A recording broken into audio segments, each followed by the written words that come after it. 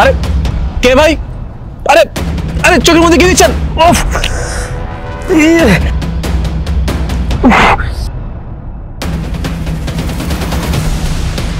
কি ব্যাপার? আমি তো সব দেখতে পাচ্ছি।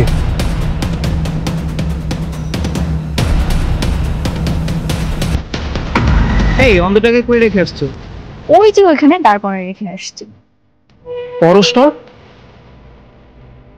পরশ আমার অগোচর এসব করে বেড়ায়। আল্লাহ হয়তো দেখার জন্য সুস্থ করে দিয়েছে। না না, ওর সামনে তো এভাবে যাওয়া যাবে না। অন্ধ ছিলাম, অন্ধের মতো করে যাই। আল্লাহ, তুমি যা করো সত্যি ভালোর জন্যই করো। পরশ, পরশ! কি একটা অন্ধরে নিয়ে তুমি সংসার করতেছো? হ্যাঁ, আমার মতো একটা হ্যান্ডসাম ছেলে থাকা সত্ত্বেও তুমি এরকম একটা অন্ধরে নিয়ে সংসার করবে, এটা হয়? আমার কবে বিয়ে করবো বলো তো? আরে থামো, ওয়েট করো কিছুদিন, অবশ্যই আমরা বিয়ে করবো। ও তো মনে করো আমার সব খরচ দেয়, আর ওইখান থেকে কিছু টাকা তো আমি তোমাকেও দিই। পরশ, পরশ কই তুমি? কি ব্যাপার, তুমি এখানে আসলা কেন? তোমাকে না ওইখানে আমি দাঁড় করে রেখে আসলাম। আমাকে তো রেখে আসছো, কিন্তু আমি তো চোখে দেখতে পাই না। আমি ওইখানে কতক্ষণ ধরে থাকবো বলো? আমি সেই কখন থেকে তোমাকে টাকাটা করতেছি, তোমার তো কোনো সাড়াই নেই। তুমি যে এখানে চলে আসছো, তোমার কিছু হয়ে গেলে আমি কাকে নিয়ে বাঁচতাম বলো? তোমাকে ছাড়া তো আমি বাঁচতেই পারতাম না। তুমি কি এটা বোঝো না?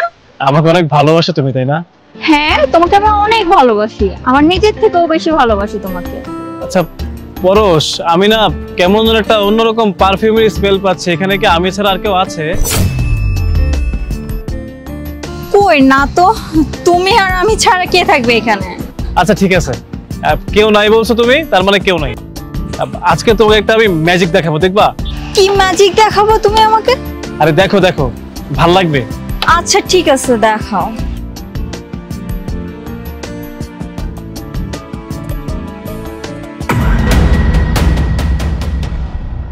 পরশ, তুমি চোখে দেখতে পাচ্ছ? কিভাবে? অবাক হচ্ছ তাই না, যে আমি একটা অন্ধ মানুষ কি করে হুট করে চোখে দেখতে পেলাম, তাই না? দিনের পর দিন কত টাকা নষ্ট করলাম, কত ডক্টরের কাছে গেলাম, কত ট্রিটমেন্ট নিলাম, আমার চোখ আর ফিরে পেলাম।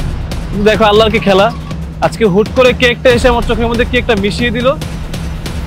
আমি সব কিছু এখন দেখতে পাচ্ছি। আমি ইচ্ছে করে তোমার সামনে অন্ধের মতো এসেছিলাম। আমি দেখতে এসেছিলাম তুমি আমাকে কতটুকু ভালোবাসো। তুমি সত্যি আমার কাছে অবাক করে দিয়েছো। আমি না বরং তোমাকে অনেক ভালোবাসতাম, জানো? আমি সবসময় ভাবতাম একটা মানুষ আমাকে কত ভালোবাসে।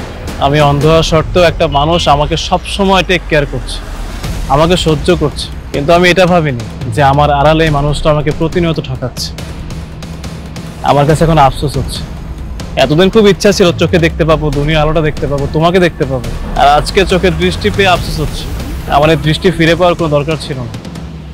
দৃষ্টি ফিরে না পেলে হয়তো আজকে আমি তোমাকে অন্য একটা পুরুষের সঙ্গে দেখতে পেতাম না।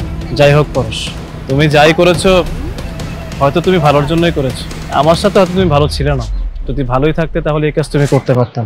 পরশ, তুমি আমার সামনে থেকে চলে যাও, আর কখনো আমার সামনে এসো। আমি তোমাকে আর কখনোই দেখতে চাই না। রাজ, তুমি আমাকে এইবারের মতো ক্ষমা করে দাও। আমি না ভুল করে ফেলছি। তোমার অন্ধত্বের সুযোগ নিয়ে না আমি তোমাকে ঠকাচ্ছিলাম। আমাকে প্লিজ ক্ষমা করে দাও, একটা বারের জন্য আমাকে সুযোগ দিয়ে দেখো। তুমি আমাকে ক্ষমা করে দাও যে আমি তোমাকে সুখে রাখতে পারিনি। আমার সামনে থেকে তুমি চলে যাও, তোমার ভালোবাসা মানুষটাকে নিয়ে আমার সামনে থেকে চলে যাও। আর জীবনে কোনোদিন আমার সামনে এসো না। যদি ভুলেও কখনো আমার সামনে চলে আসো, আমি আল্লাহর কাছে দোয়া করব সেই সময় যেন আল্লাহ আমার দৃষ্টি আবার কেড়ে নিয়েছে। কারণ তোমাকে আমি আর কখনো দেখতে চাইনি। আমি তোমাকে ভালোবাসি, এটা সত্যি, কিন্তু আবার জীবনে আমি তোমাকে আর চাই না। প্লিজ তুমি আমার সামনে থেকে চলে যাও, চলে যাও প্লিজ।